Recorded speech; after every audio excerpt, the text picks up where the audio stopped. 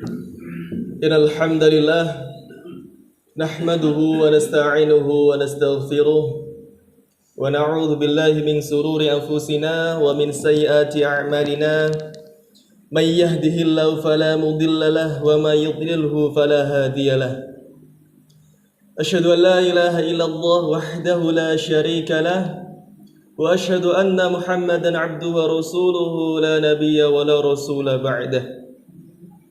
Allahumma salli ala Sayyidina Muhammad wa ala ali Sayyidina Muhammad kama sallaita ala Sayyidina Ibrahim wa ala ali Ibrahim innaka Hamidum Majid.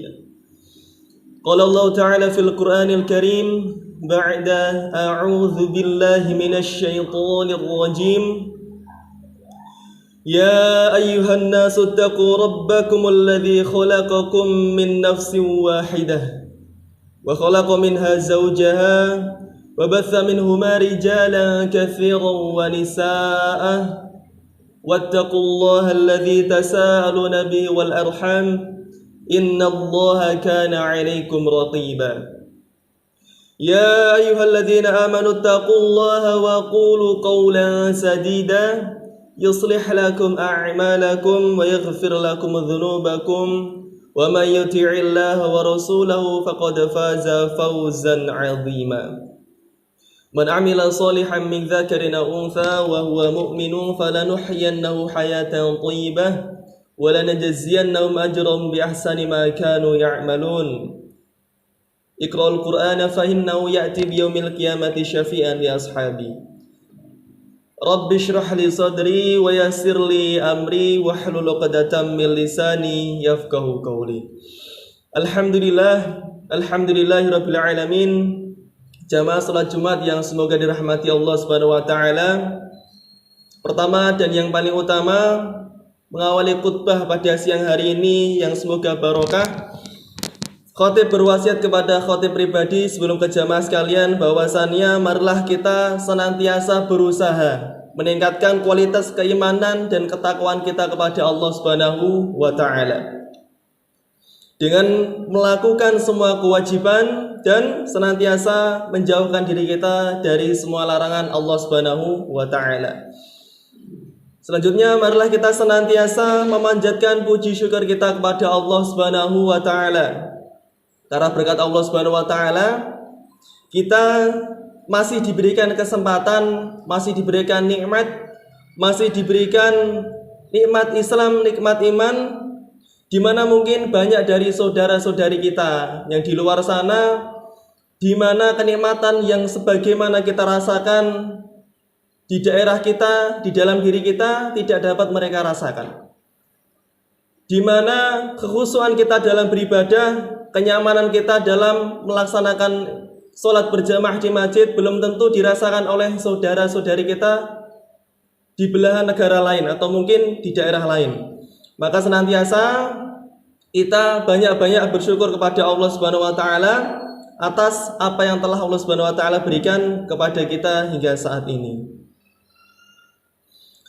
Dan termasuk kenikmatan dari Allah Subhanahu wa taala yang mungkin tidak ternilai harganya, yaitu kenikmatan sehat.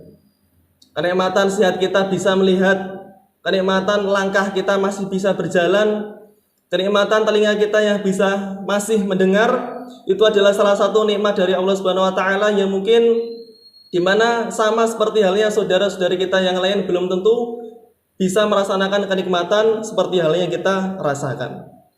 Di waktu sehat pun terkadang kita malas untuk beribadah. Apalagi Allah Subhanahu wa taala menguji kita dalam kondisi sakit. Maka sudah seyukianya, sudah semaklumnya di waktu sehat ini kita senantiasa melakukan badan kita untuk melaksanakan amal-amal soleh dan mendapatkan ganjaran di sisi Allah Subhanahu wa taala. Salawat serta salam tidak lupa kita curahkan kepada junjungan Nabi besar kita Nabi Allah Muhammad sallallahu alaihi wasallam beserta keluarganya, beserta sahabatnya, tabi'in, tabi'ut tabi'in dan pengikutnya hingga akhir zaman nanti. Jamaah salat Jumat yang semoga dirahmati Allah Subhanahu wa taala. Di dalam Al-Qur'an Allah Subhanahu wa taala berfirman di surah An-Nisa ayat 103. A'udzu billahi minasyaitonir rajim. faqimus sholata innas sholata kanat 'alal mu'minina kitaba mauquta. Yang artinya maka dirikanlah salat, karena salat itu sesungguhnya adalah fardu yang ditentukan waktunya atas orang-orang yang beriman. Jadi jamaah sekalian, salat merupakan suatu kewajiban bagi setiap muslim. Dan keutamaan salat 5 waktu selain mendapatkan sebuah pahala di sisi Allah Subhanahu wa taala, juga dapat dikategorikan bisa menghapuskan dosa-dosa kita serta menjauhkan diri kita dari sebuah sifat kemunafikan. Adapun dalil yang mengenai kewajiban salat diantaranya adalah hadis yang terdapat dalam kitab Sahih Bukhari dan Sahih Muslim. Jadi Rasulullah Shallallahu Alaihi Wasallam pernah bersabda bahasanya Allah Subhanahu Wa Taala pada malam Isra mewajibkan atas umatku untuk sholat 50 kali dalam sehari. Kemudian aku terus menerus kembali kepada Allah Subhanahu Wa Taala memohon keringanan sehingga Allah Subhanahu Wa Taala menjadikan 5 sholat dalam sehari. Jadi Rasulullah Shallallahu Alaihi Wasallam ternyata sejak dahulu pernah menegosiasi kepada Allah Subhanahu Wa Taala. Di mana dahulu Allah Subhanahu wa taala menentukan dalam sehari itu salat 50 kali rakaat dalam sehari, karena Rasulullah Shallallahu alaihi wasallam tahu bahwasannya umatnya mungkin tidak bisa melaksanakan full 50 kali dalam sehari, maka Rasulullah menegosiasi agar dipotong menjadi 5 kali. Pernah dalam riwayat Rasulullah kembali lagi bertemu kepada Allah Subhanahu wa taala, menegosiasi lagi sampai ke titik yaitu tadi 5 kali sehari dalam sholat. Jadi Rasulullah Shallallahu Alaihi Wasallam sebelum mengetahui kita, sebelum mengenal umatnya, ternyata sudah tahu terlebih dahulu ternyata umat Rasulullah Shallallahu Alaihi Wasallam mungkin tidak akan mampu melaksanakan 50 rakaat dalam sehari. Jamaah yang sudah dirahmati Allah Subhanahu Wa Taala, jikalau dalam 5 kali sehari pun kita kesulitan dalam melaksanakan sholat berjamaah atau mungkin sholat wajib, lantas mau dipotong berapa kali lagi agar kita mau sholat wajib? Lantas mau dipotong berapa kali agar kita ringan dalam melaksanakan sholat? Jikalau mungkin ketentuan Allah Subhanahu wa taala tidak bisa digugat, mungkin dalam sehari kita tetap melaksanakan 50 rakaat dalam sehari melaksanakan sholat. Tapi saking Rasulullah Shallallahu alaihi wasallam sayang kepada kita, maka dipotong sangat banyak sekali sehingga sehari ini juga cuma melaksanakan 5 kali sholat wajib dalam sehari. Jamaah sholat Jumat rahimahullah, sholat wajib 5 waktu harus senantiasa dilakukan dalam kondisi apapun. Entah dalam kondisi kita sakit, di dalam riwayat dalam kondisi kita perang juga diwajibkan untuk melaksanakan sholat. Dalam kita melaksanakan safar ataupun perjalanan kita diwajibkan juga untuk melaksanakan sholat. Jadi di waktu sakit pun, dalam peperangan pun kita wajib untuk melaksanakan sholat, apalagi dalam keadaan sehat. Sudah semestinya kita harus senantiasa melangkahkan langkah kita untuk mengambil air wudhu. Untuk bapak-bapak dan mas-mas ya juga harus senantiasa melaksanakan sholat berjamaah di masjid. Ada dalam hadis dari Imran bin Husain radhiyallahu anhu berkata, suatu kali aku menderita sakit wasir, yaitu sakit ambeien. Lalu aku tanya kepada Nabi Muhammad SAW tentang cara sholatku. Maka beliau SAW menjawab, sholatlah dengan berdiri. Jikalau kamu tidak mampu, lakukanlah dengan duduk. Jikalau duduk tidak mampu, maka lakukanlah dengan berbaring pada saat di sisi badan. Hadis riwayat Al-Bukhari. Jadi Rasulullah Shallallahu Alaihi Wasallam memberikan keringanan bagi orang yang tidak bisa sholat untuk berdiri dilaksanakan dalam kondisi duduk. Dalam kondisi duduk tidak bisa dilaksanakan dalam keadaan berbaring. Dan dalam keadaan berbaring pun merasa kesulitan untuk menggerakkan anggota tangannya, maka dalam suatu riwayat pun hanya boleh digunakan dengan menggunakan kedipan mata. Jadi Rasulullah Shallallahu Alaihi Wasallam tidak ada kok namanya kamu diberikan rasa sakit ini dan itu lantas kamu boleh meninggalkan sholat wajib. Ternyata tidak. Jadi tidak ada suatu alasan pun untuk membantah hadis dari Rasulullah Shallallahu Alaihi Wasallam. Sholat yang dimana dikatakan oleh Rasulullah Shallallahu Alaihi Wasallam yaitu yang memisahkan antara seorang laki-laki dengan kesyirikan dan kekufuran adalah meninggalkan sholat. Ternyata yang membedakan manakah muslim dan manakah orang kafir yaitu sholat. Jangan sampai kita kok KTP-nya muslim ternyata keseharian kita tidak pernah melaksanakan sholat wajib. Itu perlu dipertanyakan iman kita di sisi Allah Subhanahu wa taala. Dan sholat adalah salah satu amalan yang lebih utama dari amalan-amalan yang lain. Ada salah satu sahabat bertanya kepada Rasulullah, "Ya Rasulullah, amalan apakah yang paling utama ya Rasulullah?" Maka Rasulullah menjawab, mengerjakan sholat tepat pada waktunya. Tepat pada waktunya. Lalu aku berkata lagi, "Kemudian apa lagi wahai Rasulullah?" Rasulullah menjawab, "Lalu berjihad di jalan Allah Subhanahu wa taala." Ketiga kalinya sahabat bertanya, "Lalu apa lagi wahai Rasulullah?" Yang ketiganya Rasulullah menjawab, "Berbakti kepada kedua orang tua."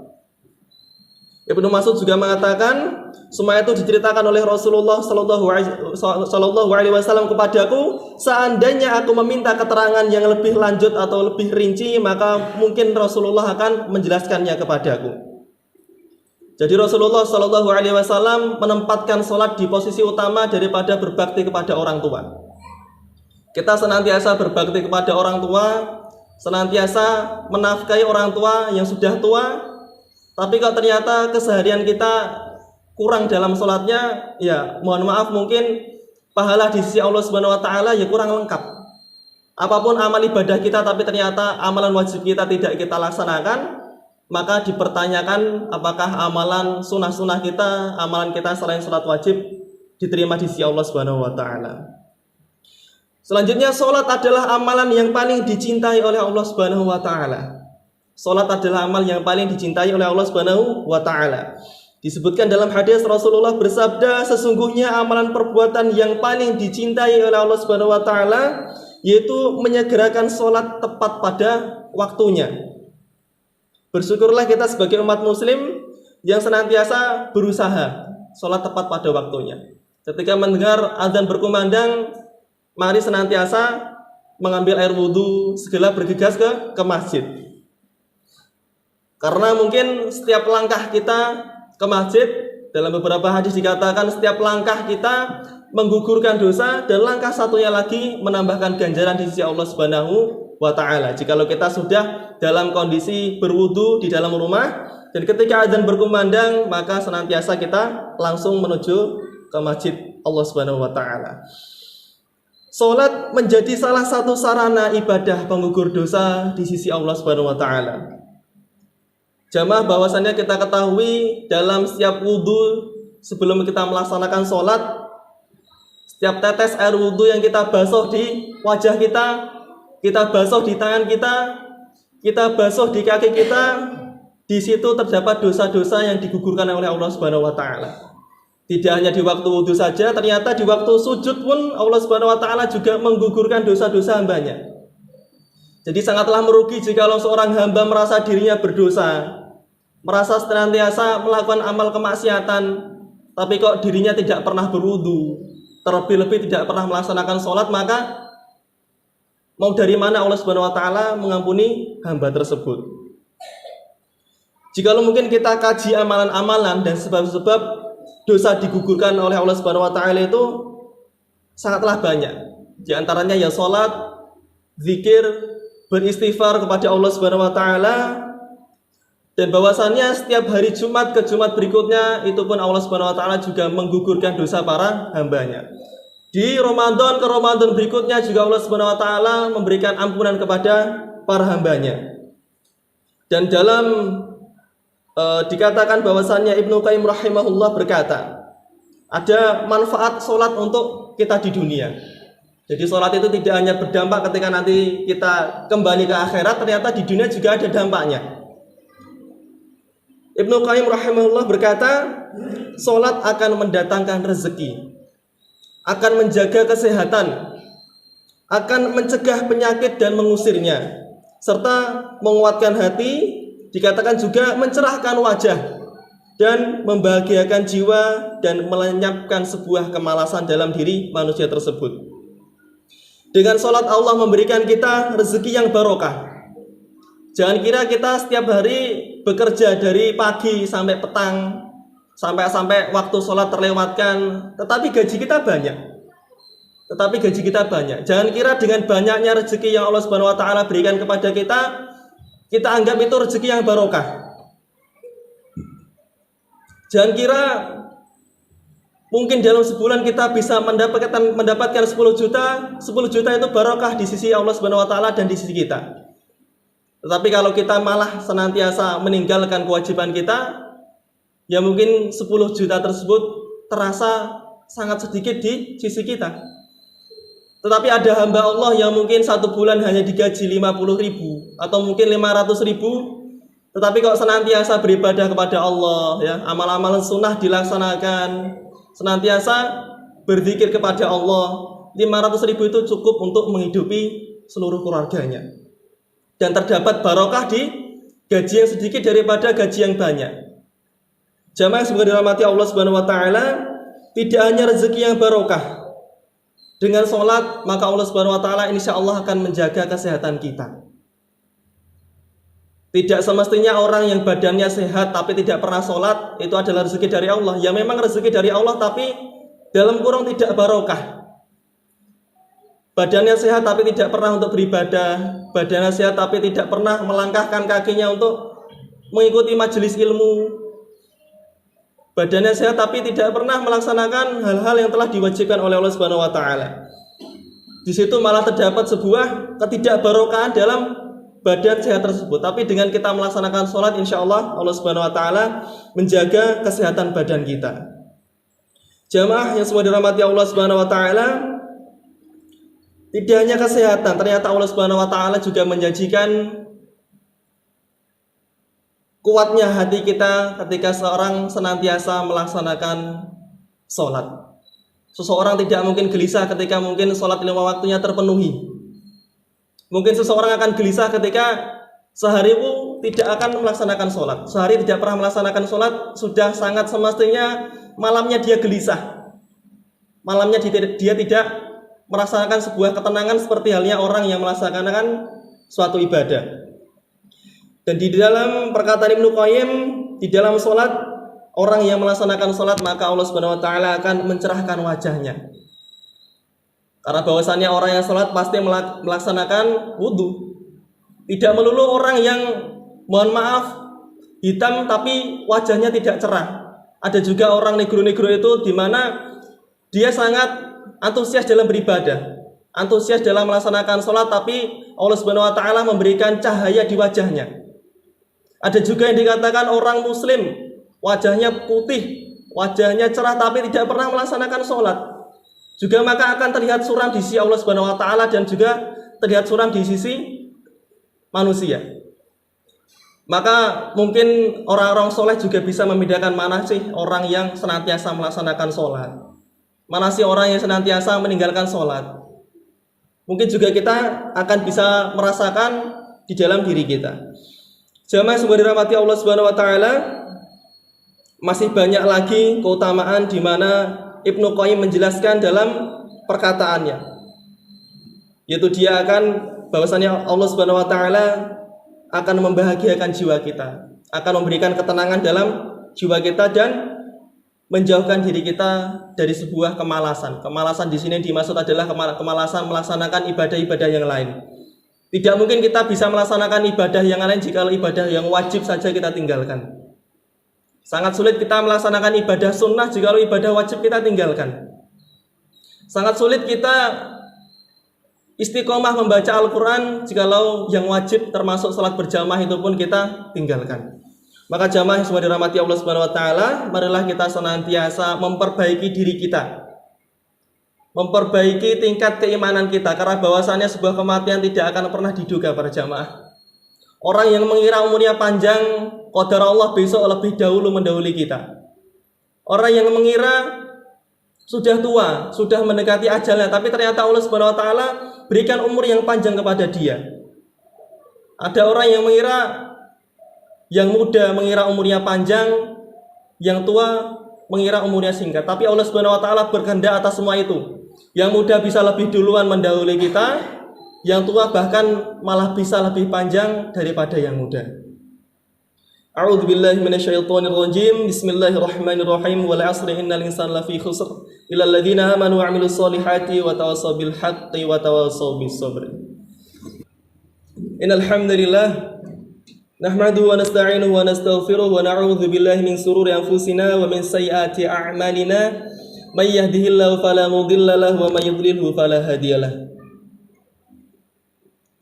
Jamaah yang semua dirahmati Allah Subhanahu wa taala, sekali lagi khotib mengingatkan untuk diri khotib pribadi serta jamaah sekalian agar kita senantiasa meningkatkan ketakwaan kita kepada Allah Subhanahu wa taala, meningkatkan amal-amal ibadah kita kepada Allah Subhanahu wa taala. Karena kita tidak tahu kondisi kapan Allah Subhanahu wa taala akan memanggil kita. Jikalau keseharian kita diisi dengan sebuah kemaksiatan, ya kemungkinan besar Allah ambil dalam kemaksiatan tersebut. Jikalau keseharian kita isi dengan amal-amal soleh, dengan amal-amal kebajikan, insya Allah Allah Subhanahu wa taala juga akan mengambil nyawa kita dalam hal kebaikan tersebut. Dan betapa indahnya jikalau kita senantiasa sering melaksanakan amal-amal soleh di dalam kehidupan kita, maka Allah Subhanahu wa taala juga akan tutup umur kita dengan melaksanakan amal soleh tersebut. Jemaah yang dirahmati Allah Subhanahu wa taala, jika ada jamaah yang merasa kok keimanannya masih rendah, keimanannya masih kurang daripada jamaah-jamaah yang lain, saya harap kalian senantiasa berlomba-lomba melaksanakan amal soleh. Jangan sampai kok yang muda kalah dengan yang tua. Jangan sampai kok yang tua juga kalah sama yang anak-anak. Jadi senantiasa kita melaksanakan amal-amal soleh, tidak memandang umur, tidak memandang yang tua, tidak memandang yang muda, tidak memandang anak-anak juga. Dan jangan lupa terlebih senantiasa kita ingatkan di keluarga kita, kepada anak-anak kita, kepada saudara-saudari kita, kepada kerabat-kerabat kita, untuk senantiasa melaksanakan sholat wajib. Terlebih untuk yang bapak-bapak melaksanakan sholat berjamaah. Karena bahwasannya jikalau kita hanya sekedar melaksanakan sholat tanpa kok mengajak orang lain, maka kurang afdol. Kita merasa diri kita soleh tapi kok enggak mengajak yang lain, mengajak masuk ke dalam surganya Allah Subhanahu wa taala, itu di sisi Allah Subhanahu wa taala juga kurang baik. Jamaah yang sebenarnya dirahmati Allah Subhanahu wa taala, terlebih sebentar lagi kita masuk di bulan Ramadan. Bulan yang penuh barokah, bulan yang dimana di dalamnya penuh ampunan, penuh pahala, penuh ganjaran yang dilipat gandakan. Maka mulai dari sekarang kita nyicil melaksanakan sholat sunnah, dimana nanti ketika sholat tarawih di bulan Ramadan agar terasa ringan. Kita nyicil mulai dari sekarang banyak-banyak berzikir, banyak-banyak membaca Al-Quran, agar nanti di bulan Ramadan lisan kita juga ringan membaca Al-Quran. Sangat merugi jika di bulan Ramadan keseharian kita kok sama saja dengan hari-hari biasanya. Ngajinya dalam sehari di bulan Ramadan hanya sedikit berbeda di hari biasanya. Dan saya harap jamaah sekalian, semoga di bulan Ramadan ini jamaah sekalian dan keluarga di rumah bisa bertemu sampai bulan Ramadan di tahun depan. Innallaha wa malaikatahu yusholluna 'alan nabi ya ayyuhalladzina amanu shallu 'alaihi wa sallimu taslima birahmatika ya arhamar rahimin. Ya arhamar rahimin irhamna, wahai Engkau yang Maha Pengasih lagi Maha Penyayang, sayangilah kami ya Allah. Ya ghafiradz dzambil 'adzim ighfir lana, wahai Engkau yang Maha Pengampun dan penghapus dosa, ampunkanlah dosa kami ya Allah. Ya akramal akramin akrimna, wahai Engkau yang paling mulia, muliakanlah kami bersama kemuliaan-Mu ya Allah. Ya muqallibal qulub tsabbit qulubana 'ala dinik wa 'ala ta'atik, wahai Engkau yang Maha membolak-balikkan hati, kokohkanlah hati kami dalam agama-Mu dan dalam ketaatan kepada-Mu ya Allah. Allahumma la taj'alid dunya akbar hammina wa la mablagha ilmina. Jangan jadikan dunia sebagai tujuan hidup kami, sebagai harga terhadap ilmu kami. Wala taj'al musibatana fi dinina. Jangan jadikan musibah dalam agama kami ya Allah. Wala tusallid alaina man la yakhafuna wa la yarhamuna. Jangan angkat pemimpin kami orang yang tak takut kepadamu dan tak sayang kepada kami ya Allah. Allahumma fir lil muslimina wal muslimat walil mu'minina wal mu'minat al ahya'i minhum wal amwat innaka sami'un qaribun mujibud da'wat. Rabbana la tu'akhidna in nasina aw akhtana. Rabbana wa la tahmil 'alaina isran kama hamaltahu 'alal ladzina min qablina. Rabbana wa la tuhammilna ma la taqata lana bih wa'fu 'anna waghfir lana warhamna anta maulana fansurna 'alal qaumil kafirin. Rabbana atina fid dunya hasanah wa fil akhirati hasanah wa qina adzabannar. Subhanaka rabbil izzati amma yasifun wa salamun 'alal mursalin walhamdulillahi rabbil alamin. Wa aqimus shalah.